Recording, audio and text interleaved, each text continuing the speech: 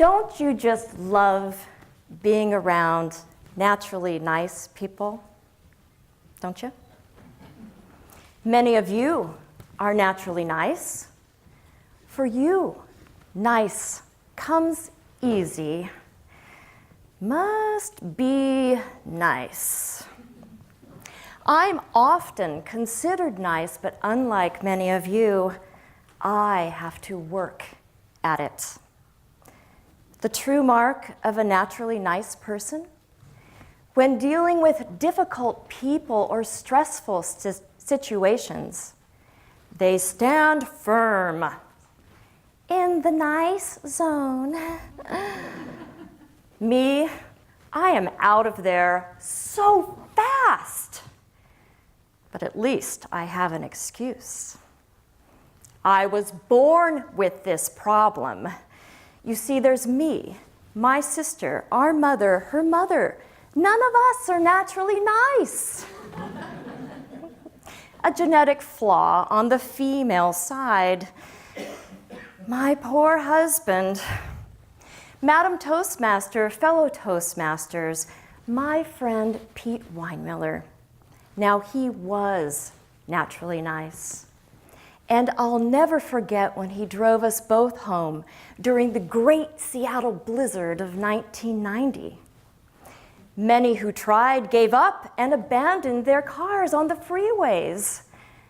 And wouldn't you agree that someone like me would not be the ideal passenger in snow, whiteout conditions, in a Toyota Celica? But I never had more fun being scared out of my mind. That's the effect that Pete had on me. That drive home was the first thing I thought of when I heard Pete lost his 3-month battle with cancer on March 3rd.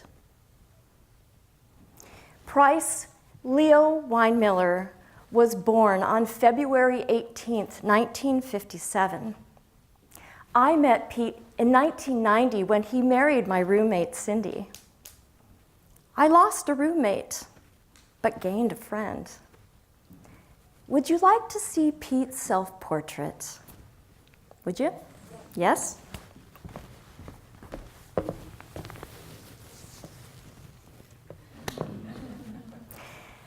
Pete loved to make fun of his super-sized cranium. In fact, this was part of his personal brand. You see here where it says size 8 plus skull. Down here it reads, to Reb and Steve, that's my husband, may your hearts for each other be as large as my head. He wrote this in our guest book at our wedding. Pete was 6'4" tall and towered over most people. But when you were next to Pete, he always made you feel like the tallest person in the room. Pete loved people and was kind to everyone, which is why he not only excelled in his personal life, but 21-year career in professional basketball. Pete had a message that he infused into a training program that became the NBA's gold standard for customer service. Pete trained thousands of people, ultimately affecting the lives of millions of sports fans. Pete said, "People will forget what you say and what you do, but they'll hold on to how they felt in the moments you shared. Moments matter." And that was the theme of Pete's memorial service, where we all shared our favorite Pete stories. And here's one I brought especially for you. Chad Scarborough shared that Pete hired him in 2008, just out of college. And Chad was in awe of Pete's ability to stand before audiences and inspire people. And one day Chad said, "Pete, I want to be like you. I want to do that. But I can't. I'm too shy." Pete replied, "Join Toastmasters."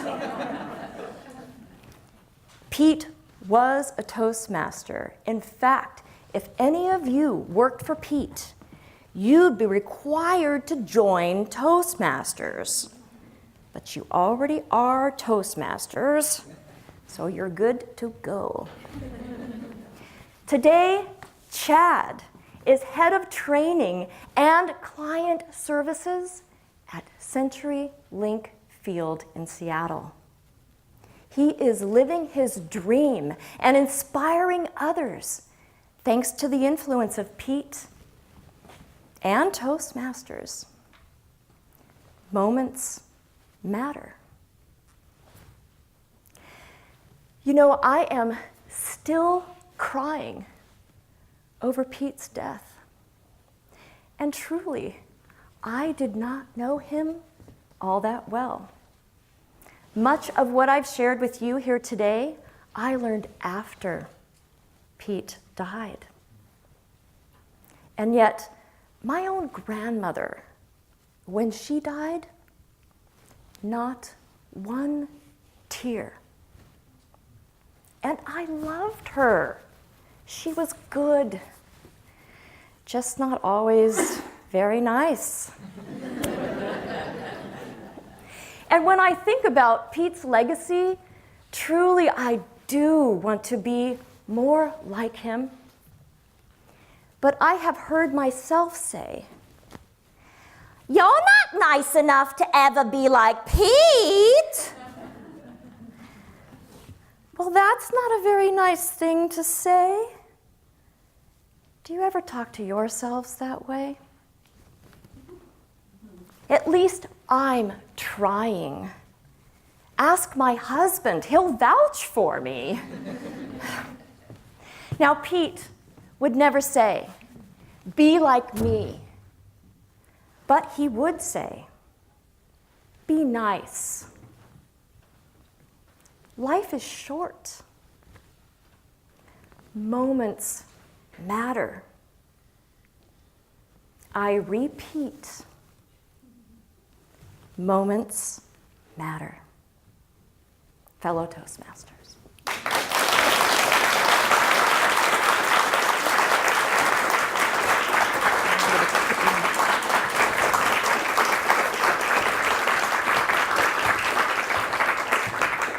I have a gift for all of you. It is a card that looks like this, that we all received at Pete's memorial service, and it has his photo and his message on the front.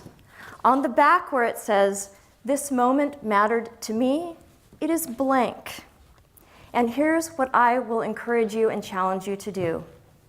Over the next week, and perhaps even today, think about a Toastmasters officer who has inspired you, who has encouraged you in your life. And tell them that by writing your thoughts from your heart on this note and share it with them. I will start you off, and I surely wish that I had my glasses on at this moment. We'll see how I do here. In 2013, after a 15-year break from Toastmasters, we met. I'll never forget when you asked, "Have you ever heard of Toastmasters?" And here we are today, 4 many enriching moments later. Stephanie Hooper, sitting right there. Thank you for asking me, and the answer is yes. Stephanie, would you come up here and get your card, please?